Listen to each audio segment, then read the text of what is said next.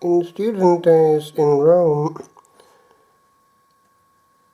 when sent from here in Ireland, there was, when I was in Rome itself, a big explosion back at the Abbey, and I wasn't sure which way things were going to go. Eventually, good advice was given by the good and loving Cardinal Daly, who was close to us there in Rome at the time, to stay out in Italy and get ordained there with the order. But anyway, in the meantime there was an awful confusion, and I remember praying hard to St. Maximilian Kolbe, whose feast it is today, for help. And through the help of this great saint and others who from heaven were praying, things were sorted by an eventual transfer to a house in Italy and getting ordained there. And then being sent back, and one of the first altars I was able to celebrate Holy Mass on was that where he had celebrated his first. It wasn't too far from where I was living in Rome second time round. And it was an altar which is still unchanged, still facing the other way there in a side chapel, and he had wanted to celebrate his first there because of his great devotion to Our Blessed Lady. The Immaculate had appeared there to a Jew who had been given the miraculous medal, and the Immaculate came and obtained for him the grace of complete conversion, and he himself became a founder with his brother. But the grace of walking in his steps, up there, the steps which are still there, the altar, and on that same altar, celebrating what he had celebrated with the same freshness, was a very powerful grace which has never gone away. These are our friends in heaven. When a child had had this message from Our Lady, she had given him two possible crowns, one all white of lilies and the other all red of roses. Which did he want? And he chose the two. And wasn't sure how he was going to be eventually beatified, whether it was as a confessor or as a martyr. But Paul VI resolved that by coming out vested in red. Similarly, Edith Stein, St. Teresa Benedicta of the Cross, she is feasted in red, and she of course died in the same terrible place, Auschwitz. I understand that no birds fly over Auschwitz to this day. They seem to pick things up, these little birds. And so, in that period of confusion, first time round in Rome, I wrote these words to that dear saint, pleading for his help. The altar of St. Maximilian Kolbe's first Mass. The grace of having and of having well what has been wanted long. The grace of all who come this way, and at the sacred bell hold high the one who to this height can call the heart that could want else. The grace of power, unfelt but known and owned for e'er and e'er.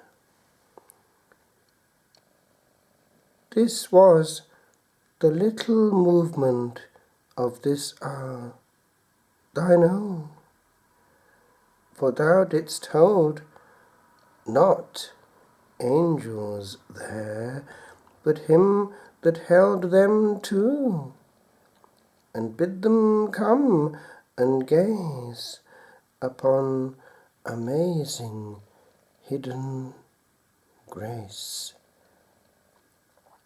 that coming still bids me too hence come home, and for a time do naught but love this face, that thou canst see, my friend, that thou canst see.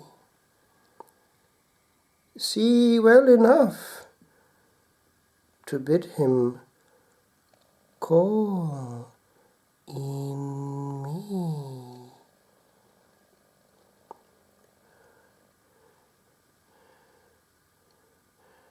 Near that altar is another altar, where earlier in time another priest who had started very well celebrated his last Mass in the full Catholic sense. It was the Reformer, himself an Augustinian monk, Martin Luther. I didn't know at the time that something had been shown about him to a holy nun who is by now a blessed. She was beatified by Pope Benedict some years ago. Sister Serafina, founder of a congregation of nuns dedicated to the angels, and she had communications all the time with the angelic world. And when she was at the birthplace of Martin Luther, where there was a big feast going on because of that occasion, of which she was unaware, she was kneeling outside a church, thinking that it was a Catholic church, adoring the Blessed Sacrament within, and an angel told her to get up because it was a Protestant church, and he wanted to show her his place.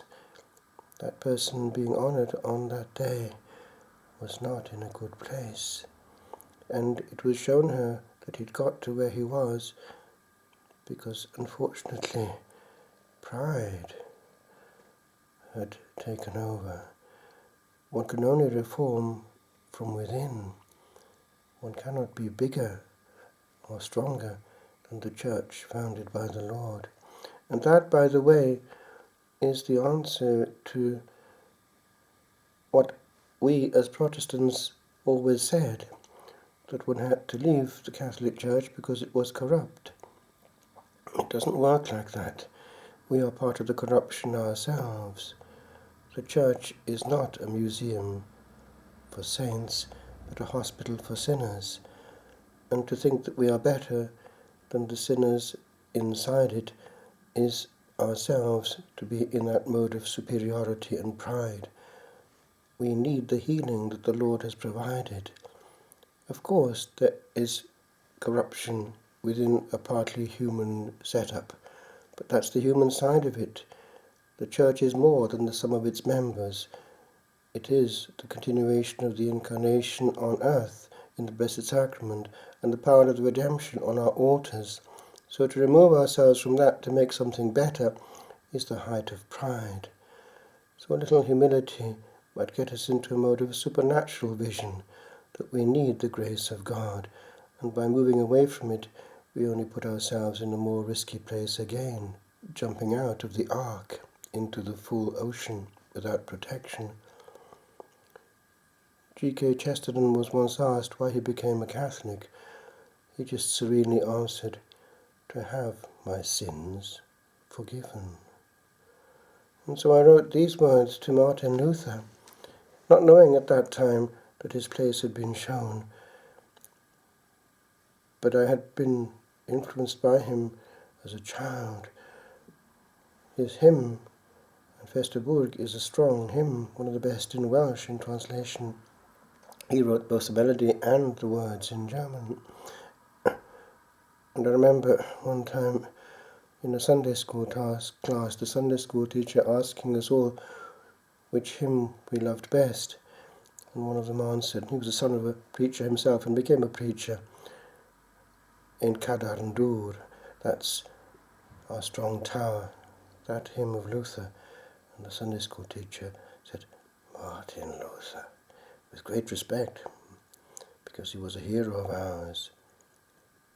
But our only hero must be the founder, and those who are in that church and not destroying it. What of Martin Luther's last Mass? Art thou at peace, good priest? Art thou at peace, where mighty voices move no more the earth, where double vision and long probings cease, and knowing is the all of pain or mirth? Couldst thou here come again, and walk this way, and tread upon this step that was the last, to hold thee close to Godhead for a day, ere thou another take, that would it blast? Wouldst thou a little moment ponder on, before receding from this holy height, where early hours perhaps in bliss had gone, in loving gaze upon this hidden light,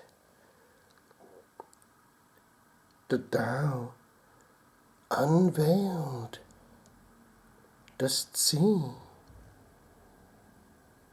I hope.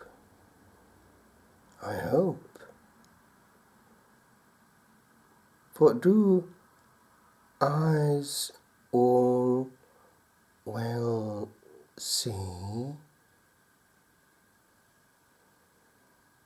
that so well grope?